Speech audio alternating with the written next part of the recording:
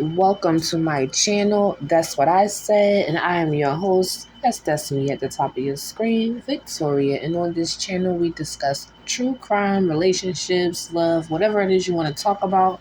If you have an opinion about it, I got the space in the comments for you to talk about it. So the first thing I want to jump off this first segment with is about a young lady named Kiely Rodni who is missing from Truckee, California. Kiely Rodni is 16. She attended a party on August 6th with her friends, and apparently, when the party was over, Kiely appeared too intoxicated for her friend to drive home with her, so everyone decided to find their own ride. After these some hours go by, the next day, Kiely's mom realizes Kiely never came home to wake her up, and now all hell has broken loose.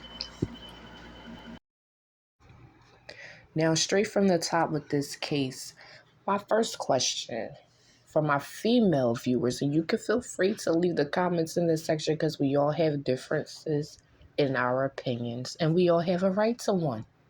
So, my first question for this cast is, at what point of the game have us as females, when have we started abandoning our friends at parties with strange people?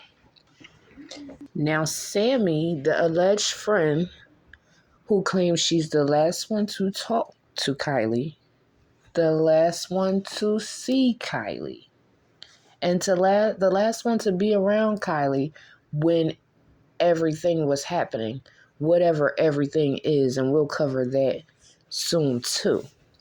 Now, what gets me about Sammy is once Sammy comes to her senses about where she's going to get her ride from to go home, apparently she doesn't want to ride from Kiely because Kiely is she's too messed up. She done had too much to drink. She can't walk. She can't talk. She just, in Sam's favorite word, inebriated. She's too inebriated to do anything. So Sam decides, well then, because I realize she's too messed up, I'm going to go get me a ride from somebody else. And what sense did it make for you to leave your 16-year-old friend to find a ride for herself? If she can't drive you, she can't drive herself. And she damn sure don't want to get in a car with other people that she doesn't know. Because according to you, you're the only one left at the party out of the friends that she's close to.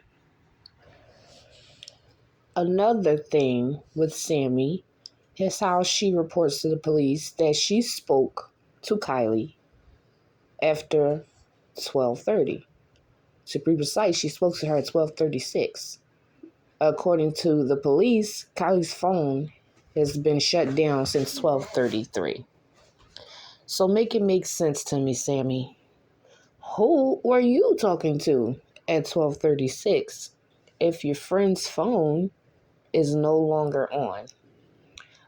Another fun fact for that little piece of information is at this time is to be believed that Kiely called Sammy and asked her again if she found a ride.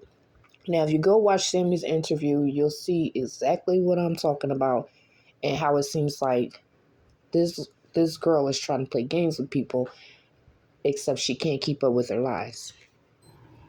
Now, according to Sammy's interview, she told Kiely twice now that she's going home. She found a ride and she loves her.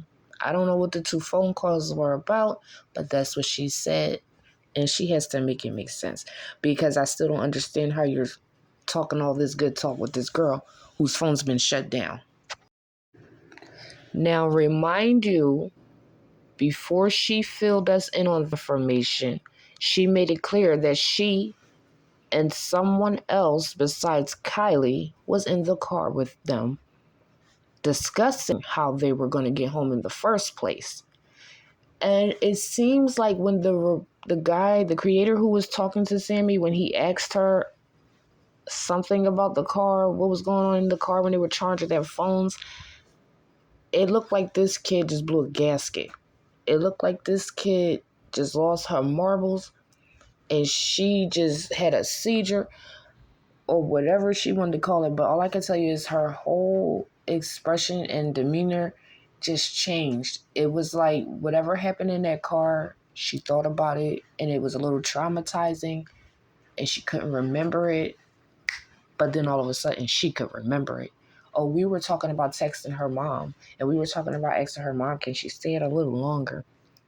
I don't believe that for a minute. I don't believe y'all were in there talking about nothing. I believe y'all were in there arguing about something. That's what I believe, Sammy. That's why you're going through all these changes when you're trying to remember what's going on in the car, who was in the car, what was talked about in the car, what you were doing in the car. And you lost your mind when that question got asked to you, what's going on in the car and who's in the car with you. Because I believe at this moment, whatever was going on with Kylie, somehow you got her phone and you were the one texting her. That's my opinion. My opinion. But I believe you were texting her. If you weren't texting her, another one of your friends were texting her. That's just the way I feel about it.